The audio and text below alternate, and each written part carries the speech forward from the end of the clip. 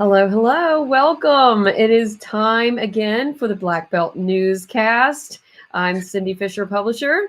I'm Todd Prater, staff writer, live and dangerous. Yes, we are in Marengo County and in Dallas County today. Yeah, We're kind of everywhere here and there.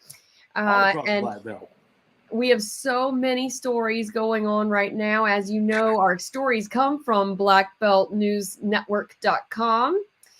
Where you can see all the news during the week, all the time, anytime. You can send your news to news at blackbeltnewsnetwork.com and sign up for our daily newsletter. It comes out at 3 o'clock every day, and this is where you can get the headlines, know what's going on. And as we are doing our newscast today, as we always do, you can make comments to us, and we will see them. I can see them as we go. And I can answer them or read them aloud to everybody and share, because this is a community event. We do this for you guys. Well, for ourselves too, because we love this place too. Yeah, we have fun doing it. Yeah. We really do. All right, let's launch in. Our first topic today is the battle over the Demopolis Old School. Yeah, boy, I tell you, that battle is raging. Last night was the city council meeting that included a public hearing on whether or not to zone the school, the old school on Main Street, to a zone that would allow for apartments to be built, for development as such. And there was about 15, maybe 20, I'll have to count in my print story, it'll be an exact number, of the residents that live in the neighborhood near the school that stood up against rezoning and making apartments out of the school. Of course, you may remember that the old school on Main Street has been there since 1901. It is now used by the canebrake players for their theater, but there's talk about making it into efficiency apartments, and on the green space behind it, building some townhouses. The neighborhood is adamantly against this, and last night, everybody that stood up, except for two people, said they were against it. They feel that this would bring an element in their neighborhood that would cause property values to go down.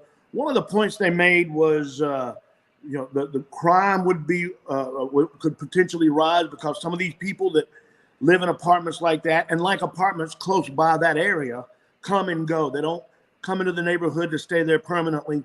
Some of the apartments that are close by have been fairly crime-ridden areas, and they use that as an example.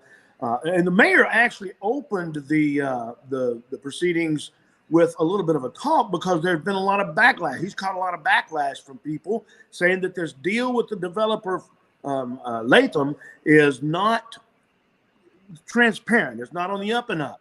And he opened it up, explaining that his position is to do what's best for Demopolis and do what's best for the city. And he saw that after all these years, the school was sitting there with nothing being done, and that this developer came in and decided that this might be a good way to make that school, use it as a historic landmark, but also use it as much needed housing in Demopolis, which is very short demand right now. And it's going to get worse when the School of Healthcare Science opens up. So the mayor explained his position that way. But the audience still said no, and you saw how packed it was. They didn't believe that was the case. They believed that there was some underhanded. There is right now advertised, there's where the School of Healthcare Science is going to be. There is advertised what they call the request for proposal, or school site, and they're asking other companies to come in and say, okay, well, here's what we could do to develop it. Unfortunately, some of the residents say the 2-week time period given to submit those proposals is not long enough, that it's, quote, tailor-made for the current developer, because these other companies aren't going to have time to come in and look at the building, decide what they can do, and submit a logical proposal. In the end, the council decided, although there's two of the council members that were adamantly against it, the council voted to table the rezoning issue and let some of these proposals come in and kind of talk amongst themselves and amongst the people to really get a better feel of what's going on. So nothing was done last night other than the people let their feelings be known. There were 2 that stood up in favor of the development, but the rest of them not in favor of it. So we have heard that Lathan Development, they have actually done projects like this in other communities. There's one near Anniston. So they and they're actually known to do many down here in Mobile and really smaller towns as well. So it's not a fly-by-night agency. No, they're not a fly-by-night company by any means. And they, like you say, they're known for taking historic buildings and keeping their historic facade, but remodeling the interior for more modern uses. So, you know, the proposal at the last meeting that Kirk Brooker of the Marengo County Historical Society was to turn it into and this is what the people in the neighborhood are promoting, turn it into a cultural arts center. And he mentioned a number of grants that are available. One of the ladies that stood up last night mentioned her husband, who is a professor at Auburn, is a grant writer and would be willing to write grants. And that is a special skill. And this was talked about tremendously last night as well, that making it a cultural arts center, there are plenty of people who are willing to step up to the plate and do what needs to happen. So they're still weighing it out. What's going to be best for Demopolis as a whole, and what's going to be best for the neighborhood in the long run as well. This was a rescheduled meeting as well that's been dragged on since August, September. Yes, so exactly. Here we are in October, and it's sort of tabled again. So it looks like we will still be talking about this coming up in the future. At least 2 more weeks. So we'll be talking about it some more. All right, let's switch over. We had a major situation of a pedestrian that was killed and on Highway 80, which stretches through a lot of the Black Belt.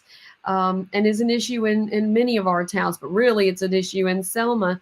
And we heard from the city of Selma on some plans for how to help with this. What happened at the meeting? You went to it on Monday morning or Tuesday morning? Monday morning. It was Charlie Lacey got struck and killed, basically right over the mayor's left shoulder. You're right, his left, and that. It was a pretty good crowd of people there at that press conference. And that was kind of the icing or the straw that broke the camel's back. There have been, the mayor said, 13 people struck and killed on Highway 80 alone, or 13 people struck. 3 of them have died on Highway 80 alone, people trying to cross the street. So with him there is Auburn University's Transportation Research Institute Director for Outreach, Rod Tucci. Tarochi, and Aretha Dix. Tarochi is with Auburn. Aretha Dix is with the 50 Fund. They work together in other cities around the state, coming up with plans for safety on the infrastructure around the city. Right now, they're doing a study, doing research to see what is actually needed, what could help, which includes redoing sidewalks, lighting, as well as an education outreach program to explain to people the dangers of crossing the street, especially a 4-lane highway. So they are in this phase of coming up with the plan. Once they go through, and Taroshi said it'll probably be a few months to do the research, then they will draw up a plan to actually do the work to make Selma a lot safer place. The mayor was talking about some work that's already being done, but this is a little bit separate from that, and will be a little more all-encompassing around the city area. Now, I know, Charlie, we heard on our front page in the print edition of the Selma Sun this week, we did have a story from the family about Charlie. Tell us a little bit about him. Well, from what his family folks were telling me, and the lady I was able to speak with is, I'm going to have to get my notes, Coral Wilson, his aunt. He was a very special person. He was 62 years old. He was unmarried and didn't have kids, and she was his caretaker. And from what she tells me, he was a very big-hearted person. He didn't have an enemy in the world. Everybody loved him. And he had just been to the doctor that morning. He had a few little health issues like high blood pressure, but he was, for 62, he was in good shape. And what she's asking is for the person that struck Mr. Lacey to please come forward. There has been no more developments as far as a suspect or a person who is, I guess, guilty This was a hit and run. Yeah, it was a hit and run. So they're looking for a green car, either a Toyota or a Honda Accord type vehicle, and the family is asking whoever it was, and if anybody knows anything, if you're the person that did it, to please come forward and do the right thing, because they right now we don't know who did it. We don't know what happened. Yeah, that's really sad. It is a very busy road. You know, people go pretty fast on that road. So prayers to that family. You know, and that's one of the things that the mayor mentioned, and so did Mr. Troche, that that is actually a federal highway, so the federal highway administration is getting involved, as well as the state DOT. This is not just a couple of folks getting together trying to make some pretty sidewalks. There's going to be a serious plan that includes the feds all the way down to the local level. Awesome. Okay, thanks for sharing that with us. Oh, no, I'm glad. All right. So we're going to stay in Selma for a second, talk about the budget controversy. It's a budget season, although it should have been done already. Yep. Selma had a special called meeting, the city council, last night, Thursday night. They have moved over a little bit more money from the reserve. Well, Cindy seems to have disappeared. But I believe part of the budget controversy is that they haven't actually decided on a budget yet, and moving a little money over the reserves to make ends meet, and they're operating on basically no budget right now. Cindy, there you are. You're back. I'm back. I only have one bar right now for some reason. Yeah, so the city council had a special called meeting a Thursday night, and they did approve a budget. They did had to pull more money from reserves, so it's $2.75 million at this point from reserves, but they say it is balanced. Now, the mayor has said that the budget. They're good. Yes, they're saying that it is not balanced. The mayor is arguing that it's not balanced. There is a plan to have a meeting with the executive branch, which would be the mayor and his leaders, and with the council to discuss in more detail the ins and outs of the budget. They don't seem to get along about anything, so why not fight about the budget too? But it is an interesting, there are some disagreements about whether there were positions that were filled or not filled within there. The council says that all the positions that were asked for were filled in there. So check out blackbeltnewsnetwork.com, selmasun.com. We will have a story today up about that. We're working on it as we speak. Let's switch over to Linden. Linden has gotten $650,000 for water improvements. And what's interesting is they have had some issues with an aging well that's near the Dayton community. That's in eastern Marengo County. And the water output has been too low. And so they've been forced to buy water from Uniontown and Hale County. And that's just too expensive for them to do on the long term. So this money is meant to restore their own water supply, and it's coming from the Community Development Block Grant, the CDBG. Right. And $650,000, that's a pretty good amount. The governor says, how much they think it's important, obviously aspect that everyone has access to water. So the grant's going to be used to drill a new well, make up for the losses in output and then save on the cost. So we hear a lot of these things actually here in the Black Belt about issues of either crumbling infrastructure, water access, lack thereof is an issue we hear a lot in our communities here in the Black Belt. So Linden has gotten a solution, so we're happy for them. Yeah, and same kind of thing with the Cheeto situation.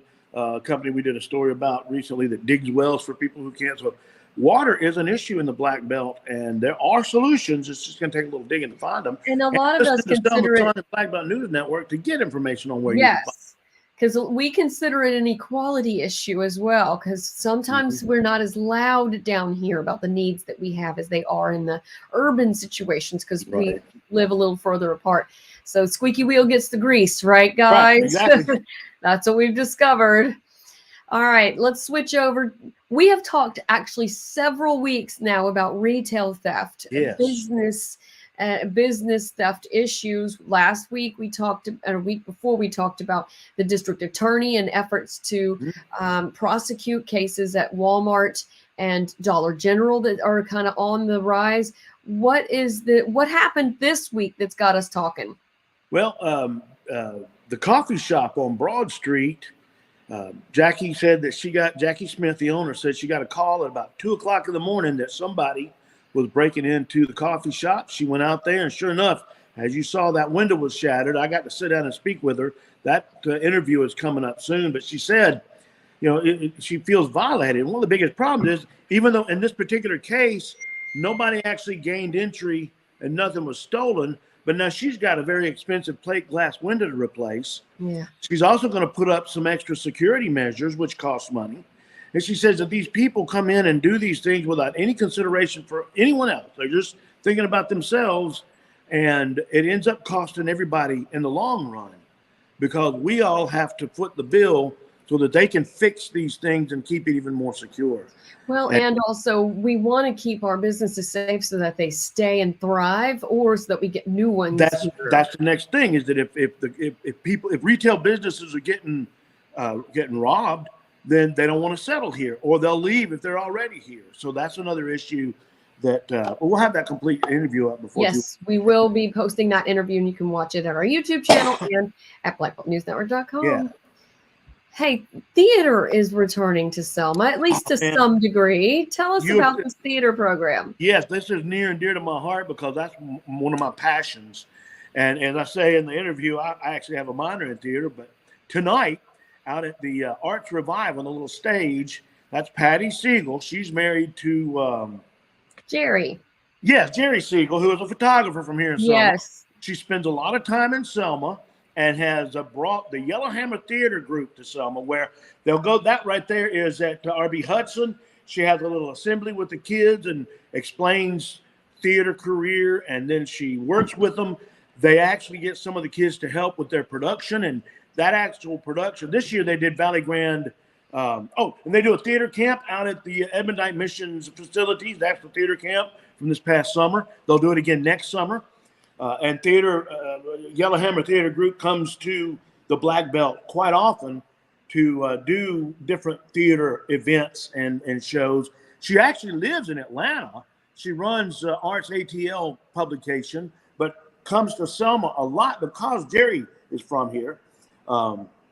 Tonight is the show at Arts Revive. It's called It's All Relative. It's going to be professional actors and 3 students from Valley Grand Elementary reading poems about family. The show's it's like 15-minute, I believe she said 4 15-minute short plays about family. So that's tonight at Arts Revive, 7 o'clock. You can get tickets. You can actually go online and get tickets at Eventbrite, or you can get them at the door.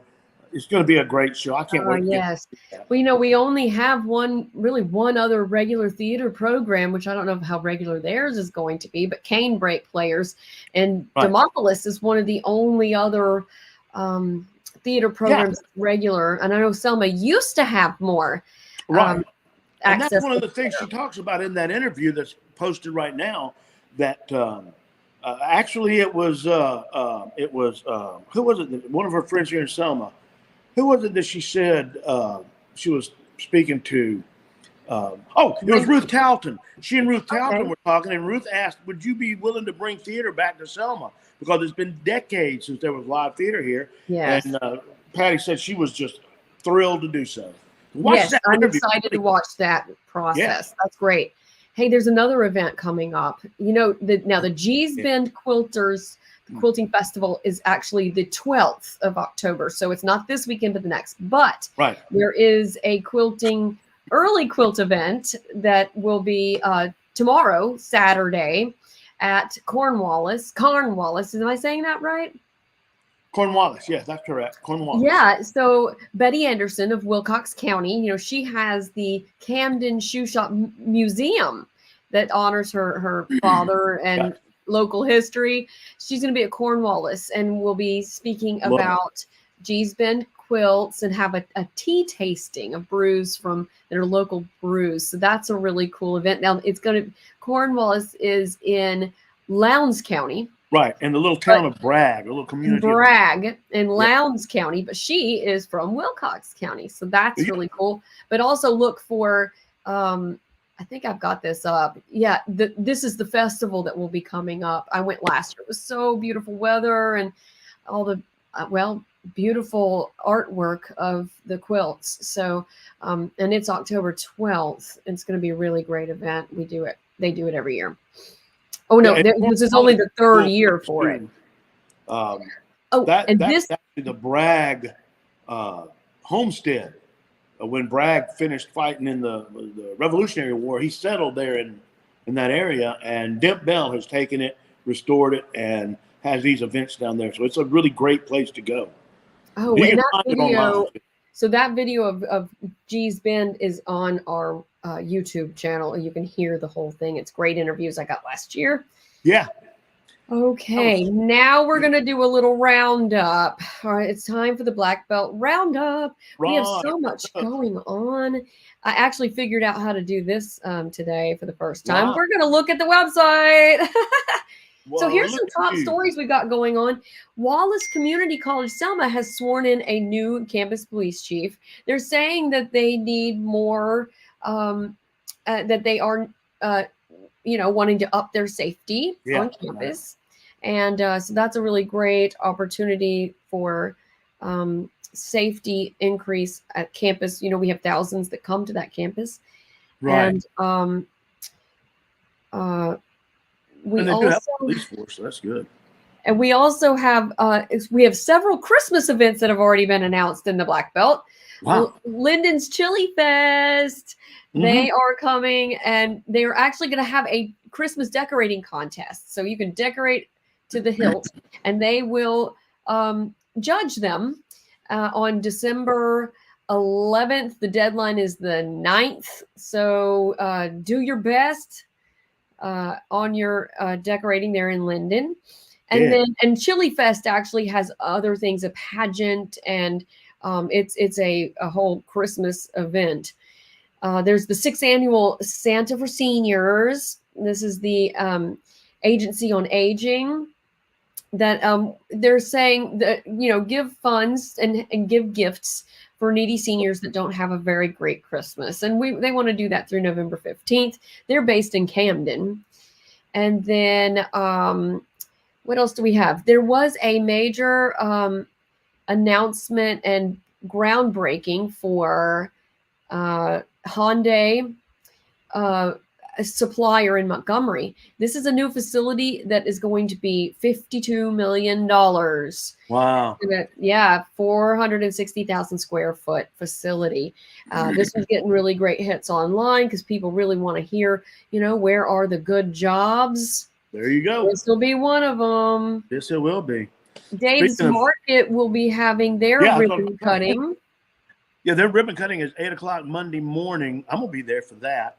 I know George Henry is coming out. He's going to be live at 11 with Dixie Country, and there's going to be all kind of giveaways and fun stuff. So that's Monday. Got a couple of things going on tomorrow, too. Oktoberfest at Gallery 905 in the Pocket Park next to it. That's tomorrow morning, starts at 9.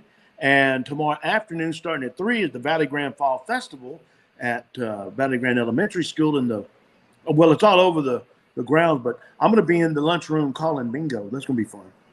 Oh, we got another big event coming up, too, on the 12th. Yes. Yeah, the Music at the Mill is coming up. I got an interview that is going to be posted real soon about that. I got to sit down with. Here's your Music at the Mill. Yeah, it's going to be a fun.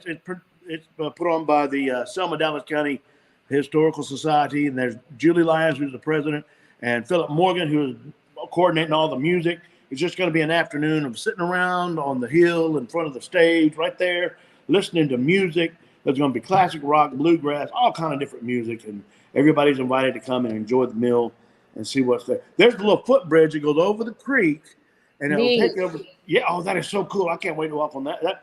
Drew got that video. I was talking, and I was doing an interview at the time. That's the kiln they just recently restored. There's the old bridge. That was the original alignment of what's now Highway 22, by the way. Oh, wow. Can you Yeah, it used to imagine be that the main today? one. But yeah, Music in the Mill is October 12th, starts at 10 o'clock, and they'll be going all afternoon. It'll be a lot of fun. So that's the And 12th. also, Monster March is returning in Selma for Halloween. On Halloween Day, we always have a setup in front of our office on Broad Street. Yeah, We will be giving out candy. And are you going to run the music? I am going to bring some We music. Heck yeah. like to do our spooky music. Yeah. All That's right. always so much fun. I love watching the kids. They get so excited.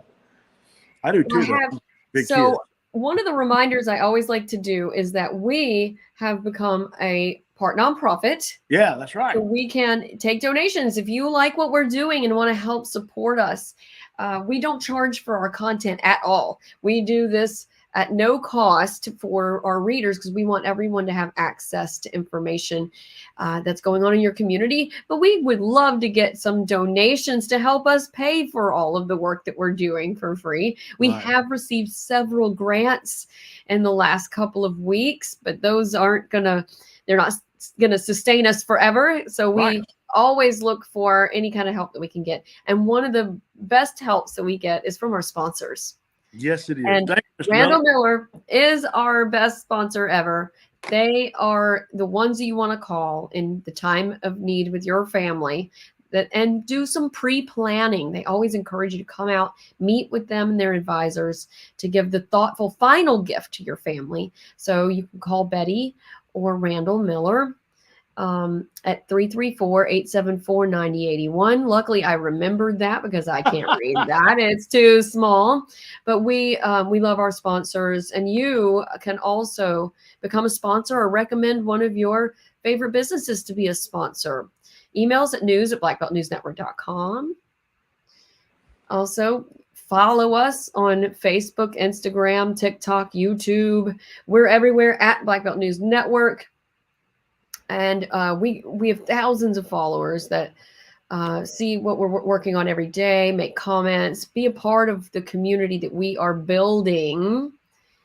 And remember, it's a labor of love. Outdoors. I want to mention that our new outdoors, let's see. So we have a new Facebook page for Black Belt Outdoors. Yes. We have over 300 followers now. We've only been around less than a month. Yeah, and we got stuff posted just about every day. I got a couple of things I'm going to post this afternoon. So be watching the Black Belt Outdoors Facebook page. And if you don't, if you're not following it already, go check it out. And if you have pictures or anything outdoors related, you can send it to outdoors at blackbeltnewsnetwork.com. Is that it? Yes. Yeah. Yeah, right outdoors here. At blackbeltnewsnetwork.com. And because just like with our news, we want to report what you want to learn. And when you give us input, that gives us an idea of what we need to go cover. So and hunting season is coming up. So share so your you got anything pictures. Pictures. Your harvest pictures. When you get, especially like if your kid gets their first deer. Yes. We want to see that. We want those pictures. This is us taking over for Big Daddy Lawler and extending the love of the ecotourism. Right. Exactly. And the outdoors here in the Black Belt. So yeah, which is such an important part of our economy, but it's also an important part of our families. And that's what we're all about, families. Sign up for our newsletter. When you go to blackbeltnewsnetwork.com, it will ask you within the first couple of seconds. It costs you nothing, and it gives you so much every single day at 3 o'clock. Yeah. You will get a headline, a list of headlines, and you will be informed for your day. Oh, yeah. Absolutely. That's what I have for today. I think that's all I got, too. Well, we have loved being with you guys again today. Yeah, it's been great. Football is again tonight. There is a roundup of all the games at 7 o'clock tonight and who's playing who if you want to go to blackbeltnewsnetwork.com.